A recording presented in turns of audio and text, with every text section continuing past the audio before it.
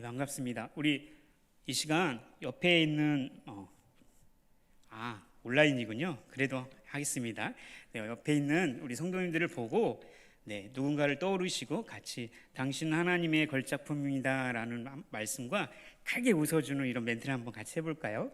당신은 하나님의 걸작품입니다. 네, 걸작품입니다. 네. 집에서 온라인으로 하고 예배를 드리고 계시더라도 가족들에게 가서 당신 하나님 걸작품입니다라고 말씀하셨으면 좋겠습니다. 오늘은 심령이 가난한 자라는 제목으로 하나님 말씀을 전하겠습니다.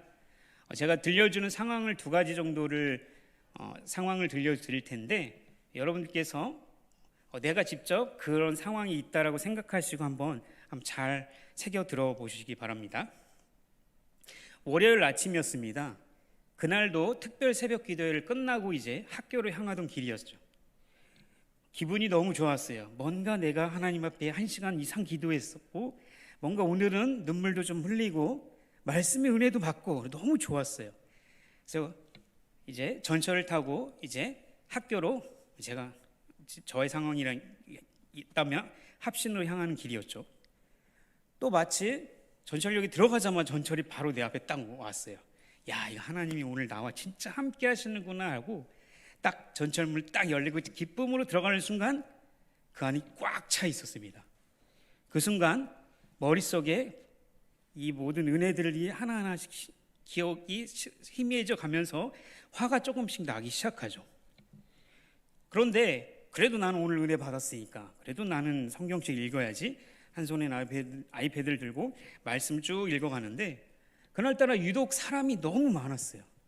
너무 붐비고 그날따라 제 가방이 너무 무거웠어요. 뒤에 백팩을 메고 있는데 이따만 해가지고 그 백팩 때문에 뭔가 이게 중간중간에서 서 있기 애매한, 그런데도 나는 오늘 은혜로운 말씀을 이제 읽어야지 하면서 있는데 전철이 흔들리잖아요. 흔들릴 때마다 뭔가 이렇게 탁 뒤에 쳐지는 느낌이 들어요. 백팩이 누군가를 자꾸 공격을 하고 있던 생각이 들더라고요. 내 뒤에 있던 어떤 젊은 아주머니께서 나를 계속 째려봐요. 그래서 왜 그러시지? 내가 성경 읽는 거 그렇게 못마땅한가? 이런 느낌이 들었죠. 그러다가 어느 순간에 전철문이 딱 열리고 아주머니께서 억지로 빠져나가면서 저를 팍 밀치면서 한번 째려보고 나가시더라고요. 그래서 그 순간 마음에 은혜와 감사가 싹 물밀듯이 빠져나가고 분노와 화와 억울하다는 생각이 가득해지기 시작하죠. 무척 당황스러운 순간이었죠. 전철이나 공공장소에는 항상 이런 일들이 비일비재하죠. 또 곰곰이 생각해 보니까 나는 방금 전까지 기도 열심히 하고 은혜가 충만하고 정말 하늘을 나는 듯한 그런 기분으로 오늘 왔는데 저 진짜 나쁜 아주머니 때문에 내 모든 이 은혜를 다 사라지게 했어. 오늘 최악이네. 이런 기분까지 들면서 그 아주머니를 미워하는 마음이 계속 들기 시작했어요. 왜 나를 미쳤지? 왜 마지막에 내릴 때 그 이상한 표정을 지으면서 나를 열받게 하지? 와, 저 아줌마 진짜 매너가 없네 하면서 미워하는 마음이 들기 시작했죠. 그때 물은 듯 제 귓가에 들려지는 말씀이 있었습니다. 마태복음 5장 21절 22절 같이 읽을까요? 옛사람에게 말한 바 살인하지 말라. 누구든지 살인하면 심판을 받게 되리라 하였다는 것을 너희가 들었으나 나는 너희에게 이르노니 형제에게 노하는 자마다 심판을 받게 되고 형제를 대하여 나가라 하는 자는 공회에 잡혀가게 되고 미련한 놈이라 하는 자는 지옥불에 들어가게 되리라. 이 말씀이 제 머리를 스치면서 뭔가 알 수 없는 죄책감이 몰려오기 시작했습니다. 이상하다. 나 분명히 은혜 가득했는데 이것도 못 참지? 내 마음 왜 이러지? 은혜는 사라지고 미워하는 마음과 나가라는 이런 이상한 감정에 휩싸여 있고, 그리고 왜 이러지? 이런 죄책감이 몰려올 때 또다시 하나님의 말씀이 또다시 이렇게 들려지는 것 같았습니다. 5장 39절 43절 같이 한번 읽을까요? 나는 너에게 이르노니 악한 자를 대적하지 말라. 누구든지 내 오른편 뺨을 치거든 왼편도 돌려대며 또 내 이웃을 사랑하고 원수를 미워하라 하였다는 것을 너희가 들었으나, 이런 말씀이 또다시 들려지기 시작하면서 나는 원수는커녕 그냥 그럴 수도 있는 상황인데 그 아줌마가 너무 믿고 그 아주머니에게 뭔가 한 게 아니라 나중에 두고 보자 이런 생각이 내 안에 가득되고 속으로 정말 욕은 안 했지만 뭔가 이런 절망하는 마음이 많이 들기 시작했습니다. 그러면서 나 자신에 대한 실패감과 죄책감, 뭔가 나는 왜 이렇게 살지? 라는 이런 마음이 들기 시작했죠. 그럴 때 마치 사자가 굶주린 배를 굶고 있던 사자가 마치 먹잇감을 발견했다는 듯이 나의 마음을 사로잡는, 이런 죄책감이 나를 사로잡는 이런 순간이 되었습니다. 이게 첫 번째 상황이고요. 두 번째 상황은 이런 상황입니다. 동창회 자리가 열렸어요. 동창회 친구들이 하나씩 오기 시작하는데 오랜만에 보잖아요. 그래서 한두 사람이 오는데 한 사람씩 들어올 때마다 너 요즘 어떻게 지내? 라고 물어보죠. 그럴 때 어떤 친구가 정장을 멋있게 빼고 딱 들어와서 너 요즘 어떻게 지내라고 했더니 차 키를 딱 들고 삑삑 하는 거예요. 근데 더 재밌는 건 그걸 보면서 사람들이 와, 이걸로 끝나요. 어디서 많이 듣던 거지 않습니까? 차 광고 내용이에요. 네, 너 성공했구나, 너 잘 사는구나, 이런 뭔가 암묵적인 아니죠. 대놓고 인정하는 이런 차 광고. 뭔가 그 차를 내가 소유했기 때문에 내 인격도 품격도 뭔가 대단한 것처럼 느껴지는 그런 광고를 보게 되는 거죠. 에리 프롬이라는 학자가 있었습니다. 그가 책을 쓴 책이 있는데 소유냐 존재라는 책을 1978년에 발간을 했습니다. 이 책의 내용은 사람이 존재하게 하는 것이 무엇인가를 소유해서 그것이 그 사람의 존재의 가치가 되느냐, 아니면 그런 것이 아니라 존재 자체만으로 존재냐, 이런 물음을 답하는 책이었던 것이죠. 근데 그게 신기하게 1978년도에 이 책을 썼는데 그 당시 사회를 말해주는 상황이었다면 오늘날 우리 한국 사회는 이 책의 내용이 그대로 들어맞고 있습니다. 뭔가 다른 사람보다 내가 부러움을 살 만한 것들을 가지고 있고 뭔가 괜찮은 집과 괜찮은 사람과 더 좋은 거, 더 값진 거, 명품을 가지고 있으면 내 인격과 품격이 올라가는 그런 거, 그것이 소유가 주는 그 아름다움이겠죠. 그렇기 때문에 우리 사회도 이 자동차 광고도 그렇고 뭔가 무엇인가에 계속 소유를 해야 한다는 이런 압박감령에 살아가고 있는 것이죠. 우리 그리스도인도 예외는 아닌 것 같습니다. 물질에 대한 욕심, 돈에 대한 유혹들이 많이 있습니다. 물론 이렇게 얘기하는 분이 있을 거예요. 나는 그리스도인에 그래 나는 그런 욕심은 없어 라고 생각하시는 분도 있을 거예요. 그런데 우리가 살아가면서 내일 무엇을 먹을까 무엇을 입을까 염려하지 않고 살아가는 사람이 있을까요? 물론 오늘 점심 무엇 먹을까 이건 고민하는 사람도 있겠지만 그 말이 아니라 정말 인생을 살고 살아가다 보면 물질 때문에 당하는 어려움과 고난 때문에 뭔가 염려하고 근심하는 마음이 우리에게 계속 있다라는 거죠. 그때 또 생각나는 말씀이 있습니다. 마태복음 6장 24절 같이 읽겠습니다. 시작. 한 사람이 두 주인을 섬기지 못할 것이니 호기를 미워하고 저를 사랑하거나 호기를 중히 여기고 저를 경히 여김이라. 너희가 하나님과 재물을 겸하여 섬기지 못하느니라. 6장 31절 개촉 읽겠습니다. 그러므로 염려하여 이르기를 무엇을 먹을까 무엇을 마실까 무엇을 입을까 하지 말라. 이는 다 이방인들이 구하는 것이라. 너희 하늘 아버지께서 이 모든 것이 너에게 있어야 할 줄을 아시느니라. 33절이요. 그런즉 너희는 먼저 그의 나라와 그의 의를 구하라. 그리하면 이 모든 것을 너에게 더하시리라. 방금 아멘 하신 분이 있는데요. 저는 이 말씀을 읽으면서 아멘 절대 할 수 없던 시기가 있었어요. 먼저 그의 나라와 의를 구하래. 그럼 하나님이 다 채워주신다고 그렇게 말씀하시는데 정말 하나님 나라를 위해서 모든 걸 버리고 다 하면 굶더라고요. 네, 차비가 없어서 걸어가야 할 상황이 생기더라고요. 그래서 한때는 이 말씀 아멘 할 수가 없었어요. 저뿐만 아니라 모든 이 세대 가운데 소유의 존재로 우리의 가치를 인정하려는 이런 세상 속에서 물질의 유혹, 돈의 유혹은 그걸 사랑하니나 덜 사랑하는 존재가 아니라 그런 문제가 아니라 그것 때문에 당하는 모든 것들, 우리가 그것 때문에 고민하고 또 고민하는 게 우리들의 삶의 현장인 것이죠. 이게 더 있고 덜 없고가 그 사람의 신앙의 척도가 아니라 누구든지 다 그 문제 앞에 있다라고 예수님을 그렇게 얘기하고 계시죠. 다 당하는 고통, 고난이죠. 그래도 나는 남들 사는 것만큼 살아야지 않을까? 반대로 우린 크리스천인데 하나님께 다 채워주시겠지. 그렇게 외치면서, 그러면서도 여전히 하나님 다 하실 거야, 하나님 나라 의를 구할 거야 라고 외치면서도 여전히 물질에 마음이 빼앗기고 우리 염려와 근심 때문에 잠을 이루지 못할 때가 종종 있는 것이죠. 그게 우리가 신앙생활하는 크리스찬이라고 해서 다를 바가 없다라는 것입니다.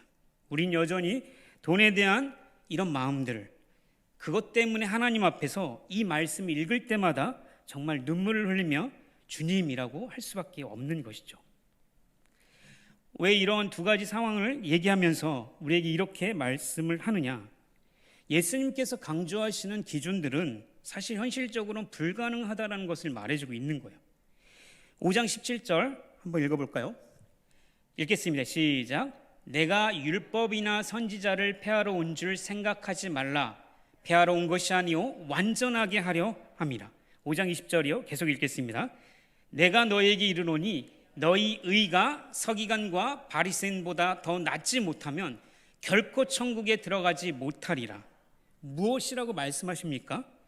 너희들의 의가 바리새인들과 서기관들의 의보다 낫지 않으면 결단코 천국에 들어갈 수 없다라고 말하고 있어요. 우리는 생각하죠. 바리새인들 정말 행동만 하고 마음은 없는 사람, 마음은 완전히 비어있고 하나님 앞에 뭔가 자기 의만 드러내는 사람이라고 생각할지 모릅니다. 그런데 바리새인과 서기관들이 물론 그런 사람도 있었죠. 그러나 그 당시에 존경받는 인물들이었어요. 무엇이냐? 그들은 예수님 하나님께서 주신 그 율법을 정말 정직하게 지키려고 했던 사람들이에요. 그래서 많은 사람들에게 존경을 받던 인물들이었다는 거죠. 그런데 그런 종교 지도자들인 바리새인들과 서기관들의 의보다 더 나은 의가 있어야 우리가 천국에 들어갈 수 있다라고 말씀하시는 거죠. 물론 행동만으로 그것이 다 되는 것이 아니라 예수님은 그 다음 단계를 원하시는 거예요. 행동은 정말 하나님 앞에서, 사람들 앞에서 잘 할 수 있어요. 그러나 그 마음속의 동기가 무엇이냐까지를 예수님을 원하시는 거죠. 형제를 사랑하고 그의 배고픈 것을 보고 그에게 긍휼함으로 채워주는 마음까지 원하시는 거죠. 그래서 마태복음 23장 23절 같이 읽을까요?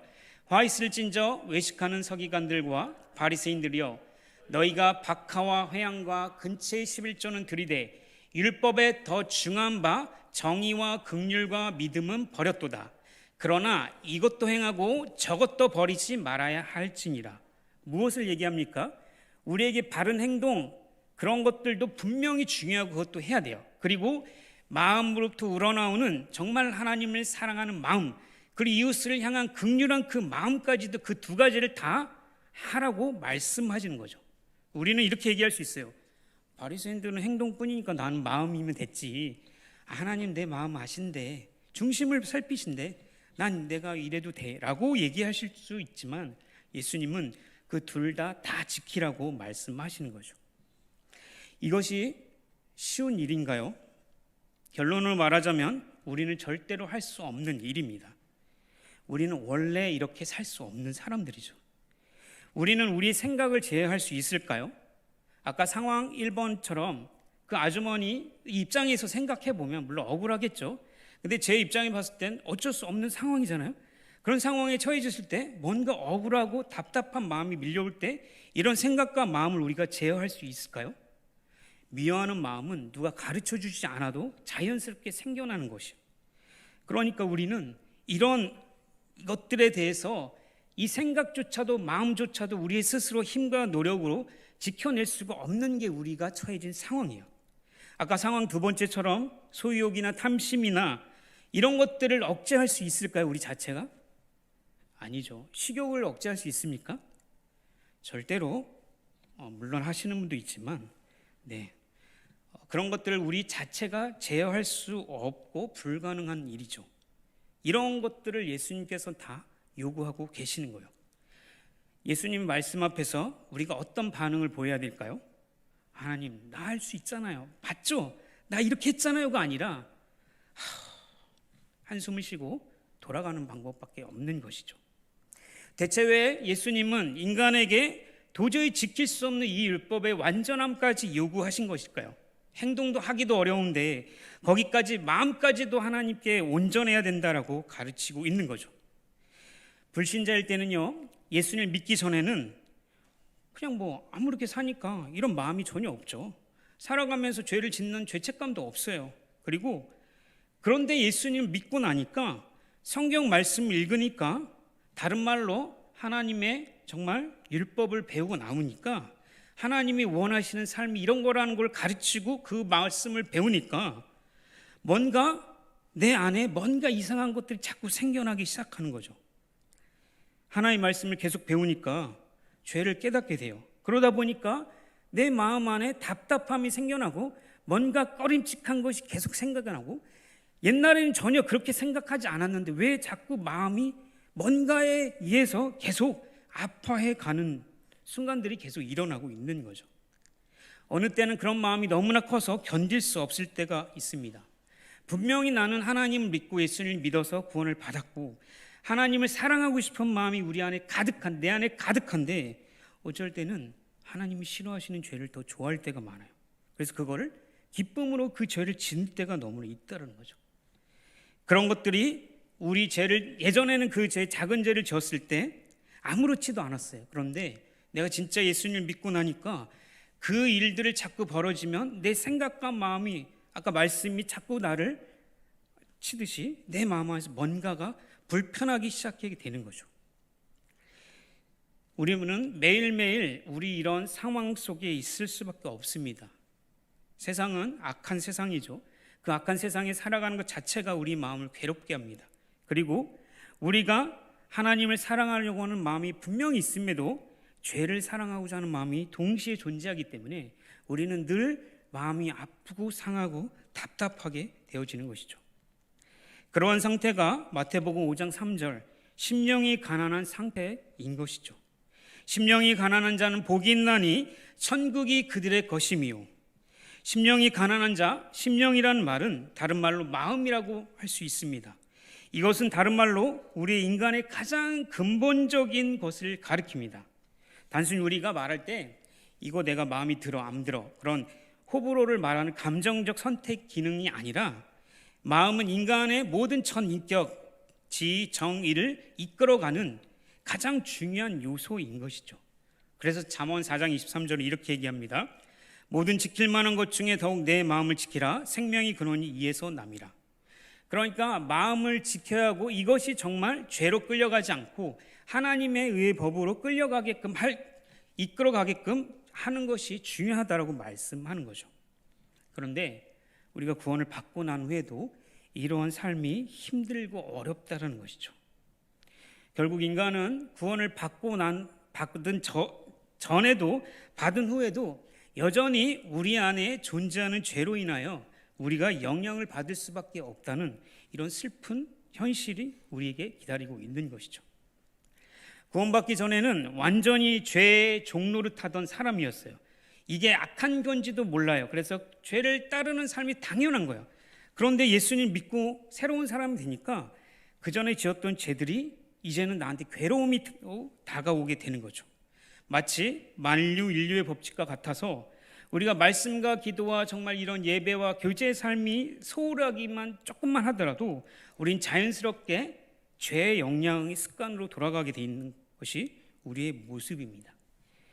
이러한 상태를 로마서 7장 24절, 22절을 이렇게 얘기하고 있습니다.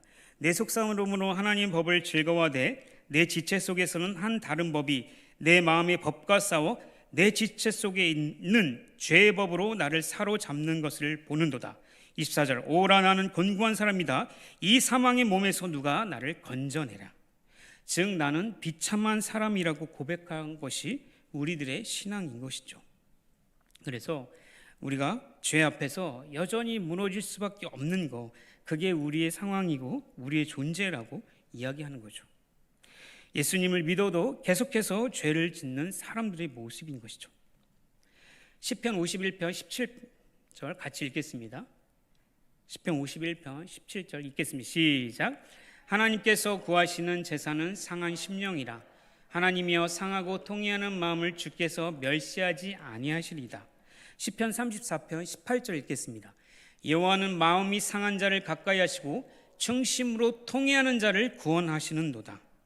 시편 51편 17절을 제가 세 번역으로 읽겠습니다. 하나님께서 원하시는 재물은 찢겨진 심령입니다. 오 하나님, 주님은 찢겨지고 짓밟힌 마음을 멸시하지 않으십니다.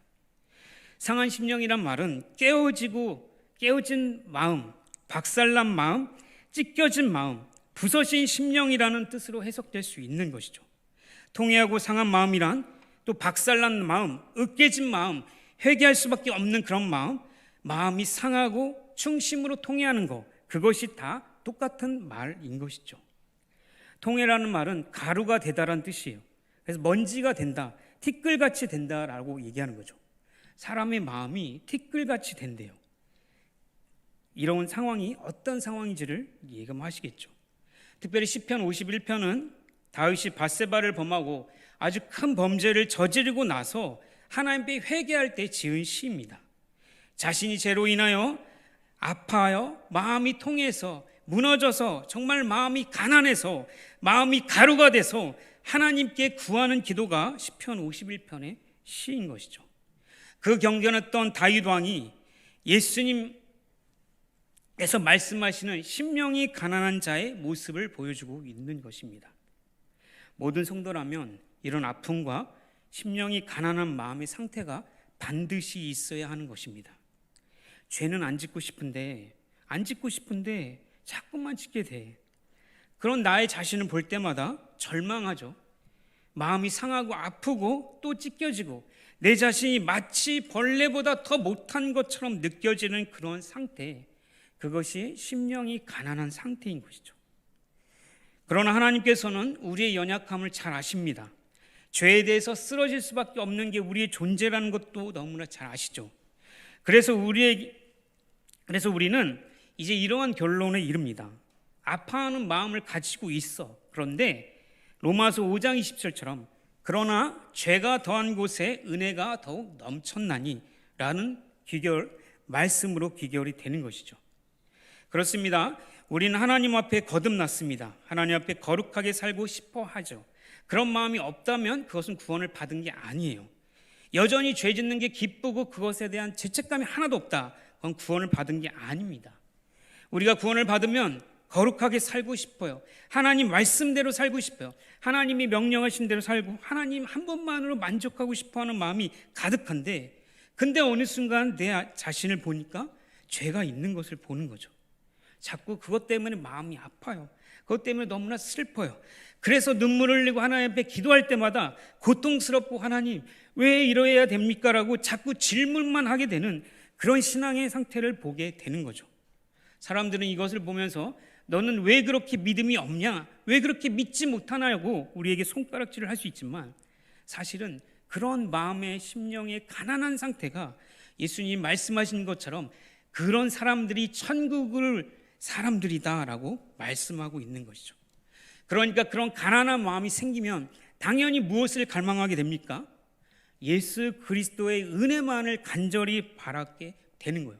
내 힘과 능력으로는 이 죄를 해결할 수 없는 걸 아니까 내 마음이 심령이 상하고 답답하고 하나님 견딜 수 없어서 진짜 나를 구원하신 예수 그리스도의 은혜가 무엇인지, 그분이 왜 그렇게까지 나에게 하셨는지 그 은혜의 깊이가 깊어지는 것이죠. 우리의 죄가 깊을수록 하나님의 은혜가 더욱더 깊어집니다. 그렇기 때문에 죄가 더한 곳에 은혜가 더하다고 말씀하고 있는 것이죠. 죄의 깊이를 더욱더 알게 되면 하나님의 은혜의 깊이를 더욱더 깨닫게 됩니다. 그렇다고 해서 죄를 지으란 말은 절대 아니죠. 예전에는 요 조그만 죄 별거 아닌 것처럼 봤어요. 그런데 하나님 앞에 더욱더 거룩하게 살려고 하니까 이 조그마한 죄가 이렇게 크게 보이는 거예요. 그래서 고민하고 답답해하고 죄책감에 마음이 무겁고 여전히 하나님 앞에 마음이 무거워서 성경도 열심히 읽어야 되는데 마음은 원이로 돼 육신이 연약해서 기도 생활을 해야 되는데 일이 많으니까 힘들어서 시간이 없어서 그렇게 살지 못하는 내 자신을 보면서 절망하게 되는 상황들, 그것도 하나님 앞에 예수님 말씀하시는 심령이 가난한 상태인 것이죠. 앞에서 상황 1, 2처럼 정말 분노하지 않아야 되고 거룩한 마음으로, 유연한 마음으로 그것을 대처해야 되는데, 이웃을 사랑하려고 하는 마음이 조금 들었다가도 미워지고, 정말 그 미워하는 것 때문에 하루 종일 고민하고 또 질투하고 시기하고 이런 감정들 때문에 나 자신을 볼 때마다 하나님 정말 나 예수님 믿는 사람 맞나요? 라고 절망하는 그런 상태, 그것이 심령이 가난한 상태인 것이죠. 세상 사람들은 말합니다. 그래, 조금 더 넓은 아파트 가면 나아질 거야. 더 좋은 차 가지면 괜찮아질 거야. 더 높은 가치를 더 많이 돈 벌어서 그렇게 살면은 더 나아질 거야 라고 얘기를 하죠. 그럼 우리는 그거에 대해서 우리는 그리스도니까 너 그런 삶 아니야 얘기하죠. 그런데 우리 마음을 열어보면 어떻게 보이나요? 그것을 바라보고 동경하는 우리의 마음이 있다는 거죠. 그래서 하나님 앞에 죄송하고 하나님 앞에 마음이 아프고 절망해서 하나님 나는 정말 크리스찬 맞습니까? 라고 질문하는 그런 상태, 그것이 곧 심령이 가난한 상태인 것이죠.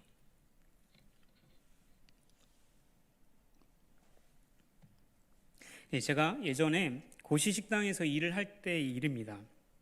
제가 그때 신대원에 이제 들어가려고 이제 시험 공부를 하는데 갑자기 어머니께서 쓰러지셔서 뇌종양 수술을 받으셨어요.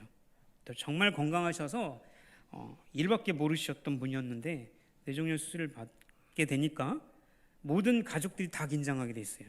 이러 어머니 천국 가는 거 아니냐.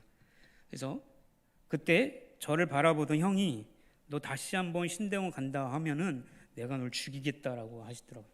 저 형은 하면 하는 사람이고 저 형은 그런 쪽에 탁월하신 분이라서, 그래서 정말 겁먹었어요. 그래서 지금 상황이 이런데 나 신대원 가겠어요 하면 안 되겠다. 그래서 어떻게든 제가 할 수 있는 일을 찾아보려고 했는데 이제 큰 누나가 어떤 고시 식당에 전화를 해가지고 그때 누구누가 가겠습니다라고 미리 얘기해 보신 거예요. 그래서 고시 식당에 끌려갔습니다. 그래서 거기서 일을 하는데 저도 사실 아르바이트 많이 했다고 생각했어요. 일도 많이 하고, 물론 노가다 일 같은 정말 힘든 일은 많이 해보진 않았지만, 근데 아침 7시에 출근해서 저녁 7시까지 12시간을 일을 해요.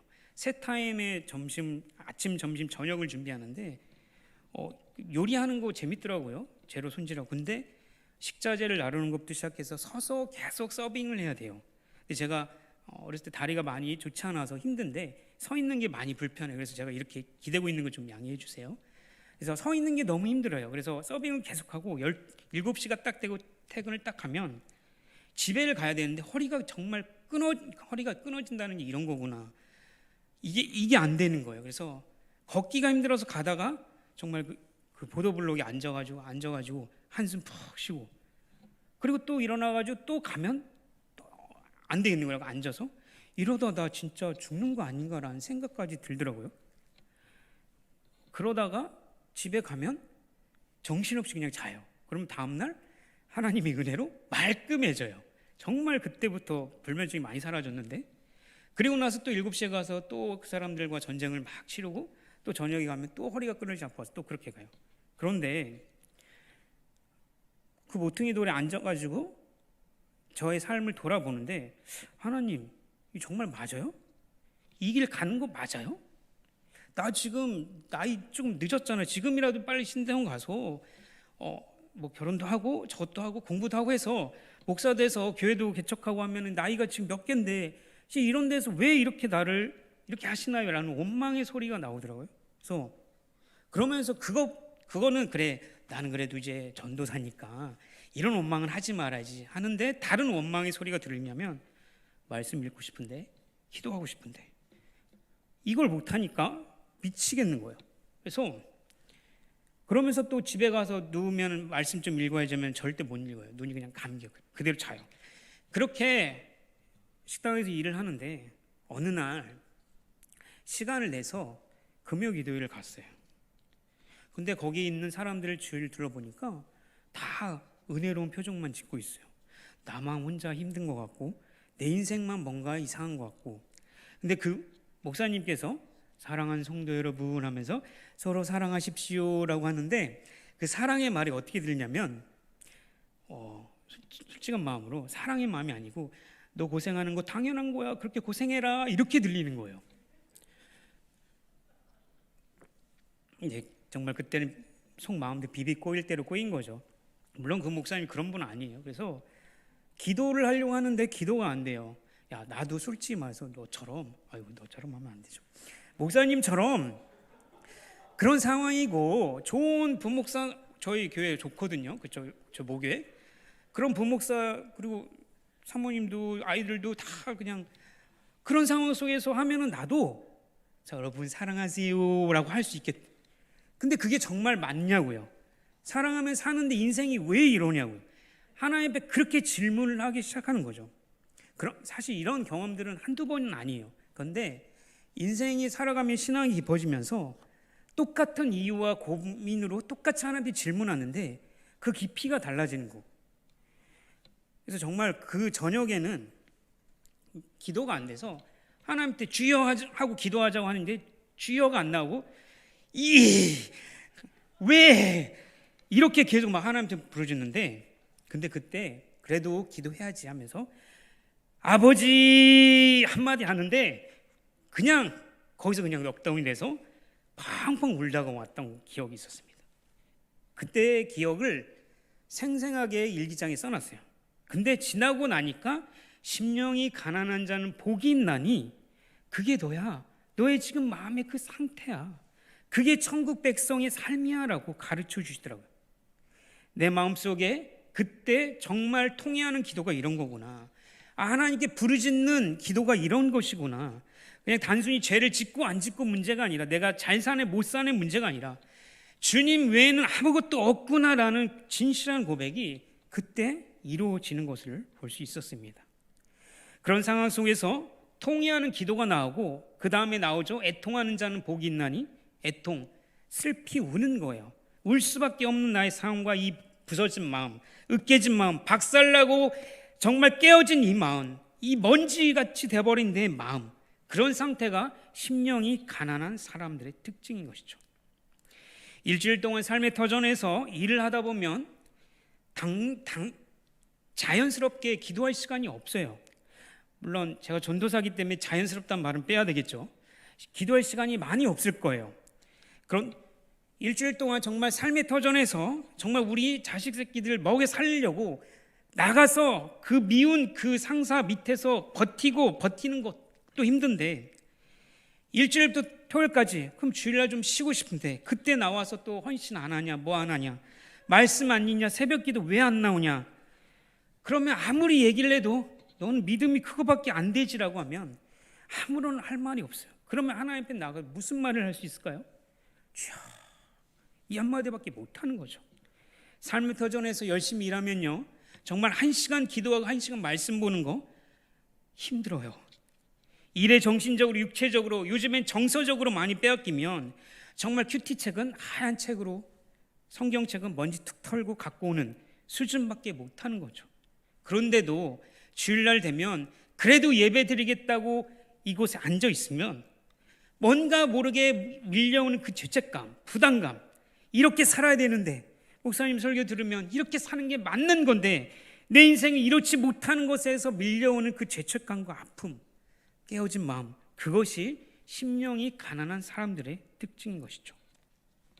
그 마음을 가지고 예배당에 나와서 앉아 있으면 나도 모르게 흐르는 눈물 그것이 애통하는 기도인 것입니다.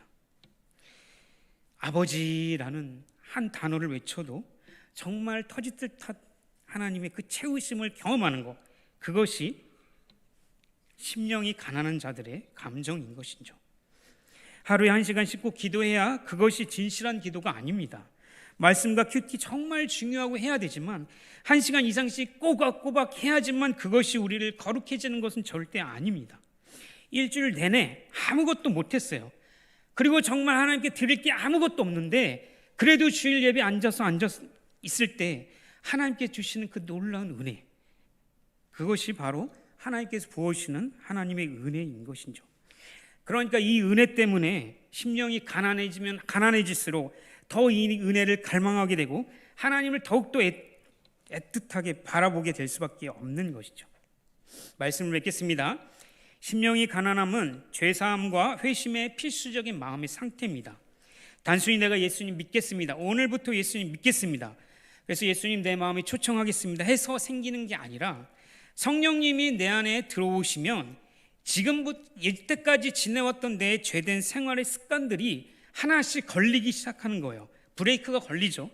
그래서 당하는 답답함과 죄책감들이 나를 계속적으로 고통스럽게 하죠. 사람들은 이것을 보고 고통스럽고 답답해서 신앙생활 하기 싫어라고 떠나지만 진짜 성령의 사람들은 그 상태에 있을 때 진짜 하나님 앞에 나아가는 거예요. 하나님, 나는 아무것도 할 수 없어요. 이 답답하고 정말 이 마음들을 하나님밖에 위로해 줄 수 없습니다. 성령님 도와주세요라고 간절히 부르짖게 되는 거, 그것이 심령이 가난한 자들의 특징인 것이죠. 그래서 사무엘상 2장 6절 7절 같이 읽겠습니다. 사무엘상 2장 6절 7절 읽겠습니다. 여호와는 죽이기도 하시고 살리기도 하시며 수월에 내리기도 하고 거기에서 올리기도 하시는 도다. 여호와는 가난하게도 하시고 부하게도 하시며 낮추기도 하시고 높이기도 하시는 도다. 그렇기 때문에 우리의 고백들은 하나님, 나 이만큼 했잖아요, 나 상조가 아니라 하나님은 진짜 전능하셔서 나를 낮추시기도 하고 나를 높이시기도 합니다. 나를 죽이기도 하시고 나를 살리기도 하십니다. 하나님이 전능한 왕이시고 우리 주 예수 그리스도만이 내가 의지해야 할 분입니다라고 고백하게 하는 거, 그것이 심령이 가난한 자들의 특징인 것이죠. 그렇기 때문에 사랑하는 성도 여러분, 내가 일주일에 정말 죄만 짓고 살았어, 그래도 교회에 나오시고 예배에 참석하시고 어떻게든 컴퓨터 켜서 다른 거 하지 말고 수요예배, 금요예배, 새벽예배 꼬박꼬박 들으십시오. 내가 이런 죄 때문에 난 못 가, 나는 너무 오랫동안 떠나 있어, 그게 아니라 나 오늘 말씀도 못 읽었어, 큐티책 봐봐, 내세울 게 아무것도 없어, 그냥 그 상태로 나오십시오. 그래서 하나님께서 부어주시는 은혜를 갈망하고 사십시오. 그게 진짜 심령이 가난한 사람들의 특징이고, 그러다 보면 어느 순간에 내 죄 때문에 애통하고 나의 인생 때문에 답답하고 하나님 앞에 부르짖지만 그런 것이 해가 가면 갈수록 어느 순간 뒤를 돌아보면 하나님이 다 하셨구나라는 진정한 고백을 하게 될 것입니다. 우리 영원하신 하나님, 영원하신 왕 우리 주 예수 그리스도께서 우리를 반드시 이렇게 끌고 강제로라도 우리를 이끌어 가실 것입니다. 그렇기 때문에 우리 하나님께 영광을 돌려드리며 오늘 기도의 시간을 가졌으면 좋겠습니다.